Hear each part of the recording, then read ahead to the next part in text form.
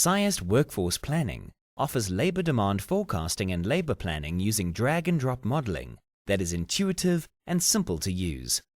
The model building process is made fast and efficient through the use of pre-configured templates or building blocks.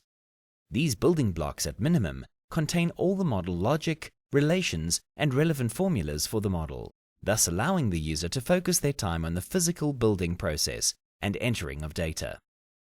Labor rules can also be pre-configured, allowing the standards and norms to be managed centrally. The process in which to move through the model is chronologically laid out in the upper tabs. This process more specifically would be global settings, which allows for settings of global factors such as labor grades and escalation factors. Model assembly. Pre-configured templates can be dragged and dropped to assemble a model hierarchy based on client operation requirements. Data entry. This series of screens allow for population of all drivers and labor rules within the model and associated scenarios. Reporting. This allows for pivotable reports to be exported to Excel to allow for all results to be sliced and diced as required. Management dashboards. This series of screens allow the user various techniques and analytical methods to interpret the model results in detail, as well as allowing for effective comparison between various scenarios. Assembling the model structure is made fast and efficient through the use of pre-configured templates or building blocks. In this example, I will run through how to create a mine structure using the pre-configured entity building blocks. I firstly drag on a mine template. I then drag on shaft 1 and shaft 2 onto mine. Lastly, I drag 4 levels onto shaft 1 and rename as level 1, level 2, level 3, and level 4.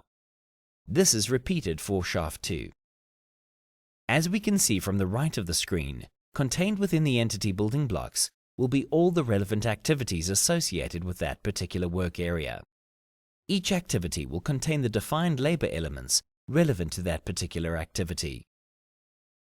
These high-level building blocks are configured during the workshop phase of any project, where this level of detailed modeling can be built to the client's specific requirements. The most challenging part of running and maintaining a model is ensuring that the correct data has been uploaded. I will now run through a brief demo of how one would go about entering data into the model. Workforce planning makes use of drivers to forecast labor demand over the life of a project. Drivers can be anything from the tonnage in a production profile to the number of trucks or equipment that is required. Data entry and accumulation is a cumbersome process and is prone to error and misallocation. This issue is efficiently resolved in workforce planning through the use of Excel adapters.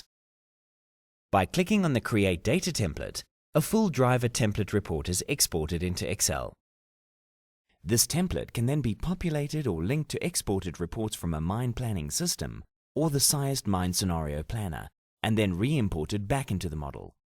This allows for a simple interaction with the model, as most users are comfortable using Excel. Labor demand is calculated by entering a business rule at a designation level. The individual rules, in combination with the production schedule, generate the required workforce demand to meet the production targets. I will be configuring the Cyest Stoping B2 designation on the stoping activity. Navigating down the tree and selecting the desired designation, the available inputs become available. I then select Stoping M2 to drive the designation demand from the drop-down menu. I then enter in historical data in the form of a quantity of designation, number of shifts, and efficiency. Based on these inputs and the schedule drivers imported previously, you will notice from the graph that the cost has instantaneously been updated. Alternatively, you can create an Excel template for all labor inputs in the model. Filters can then be applied for the particular designation. This template can then be saved and re-imported back into the model. Input templates can also be generated for all labor settings within the model. In this template, driver and grade assignments can be made in bulk and then re-imported back into the model. Once all costs and revenue items within the model have been populated, a variety of standard Excel pivot reports can be exported. These reports allow great flexibility, as all calculated results can be sliced and diced as required. If changes are made within the cost reports after the original export, the report can be updated or refreshed rather than creating a new report, so that all table configurations remain. Standard reports available are the labor report and driver report. Multiple scenarios can be created within workforce planning to allow for effective comparisons between various options. New production schedules can be imported as a new scenario from the mine planning system or the Cyest mine scenario planner and the full labor plan forecast calculated. I will create a new scenario for a new production schedule. Firstly, I clone the current scenario. Then, I create a new driver template and populate the template with a new production schedule. This new production schedule is then imported back into the model. The model produces the overall workforce demand required to meet the imported production schedule. This graph depicts the overall workforce labor in service quantities required over the entire period. The labor requirements for individual entities and activities can be seen by clicking on the left-hand side of the screen. Comparisons between scenarios can also be viewed along with a waterfall breakdown of the current labor demand. The labor activity breakdown screen shows the breakdown of labor across the main mining activities: direct mining, engineering, and services. Looking at the graph, it's easy to see that engineering and services remain fairly fixed, whilst the big increase in labor comes from direct mining. As direct mining is variable over time and engineering and services are more fixed, this graph shows how the efficiency is low in the initial months as the fixed portion of the labor is greatest. As the mine ramps up and hits steady state, direct mining begins to make up the largest complement of labor. The labor location breakdown screen overlays the tons output from the different levels of the mine with a combined efficiency from those areas. Looking at the graph, one can see that as levels start producing, there are sudden dips in the efficiency due to the fixed portion of labor and low production output. As production stabilizes, the efficiency improves. Waterfall charts allow for a breakdown view of differences between two different scenarios within the model. In this example, the activity contributing the difference in labor numbers on shaft 2 between the base case and actuals is underground engineering services. Advanced analytical functionality allows for path of greatest variance analysis to understand the reason for variance between two scenarios using reverse modeling techniques. This root cause analysis ranks the designations and teams from highest to lowest with reasons for variance. In this example, Stope Serviceman C1 has contributed the greatest variance between the base case and actuals on shaft 2.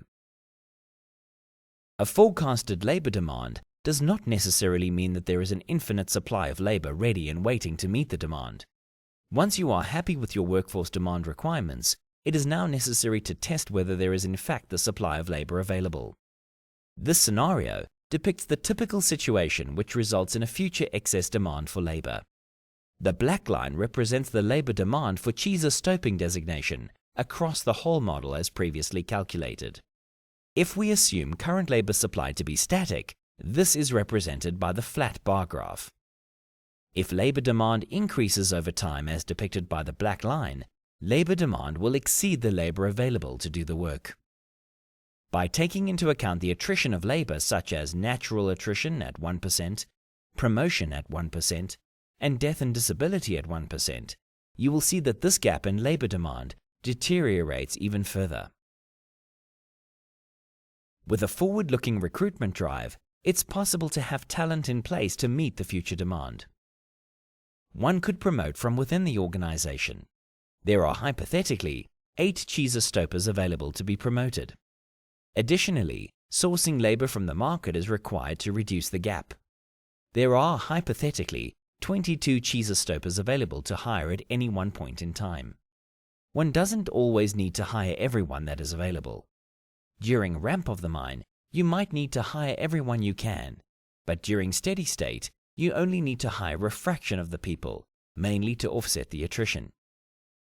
The model calculates how many people you actually have to hire, and this will not exceed the available people. The model will also first try to source labor internally, and then, if the demand can still not be met, supply labor from the market. In reality, labor is rarely ever available to begin work immediately, as initial training is usually required. This can be accounted for by adding in a training period. This training period will be the length of time the employee would need to be hired before they can begin work. In this example, I will add a training period of 2 months. From the chart, we can see that labor needs to be employed before it can be applied to meet the labor demand. This can result in employed labor actually exceeding labor demands.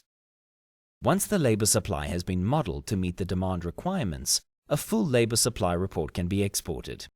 This report allows for a review of the full recruitment requirements. For more information, please refer to our full range of demo videos and brochures on our website at www.cyestanalytics.com.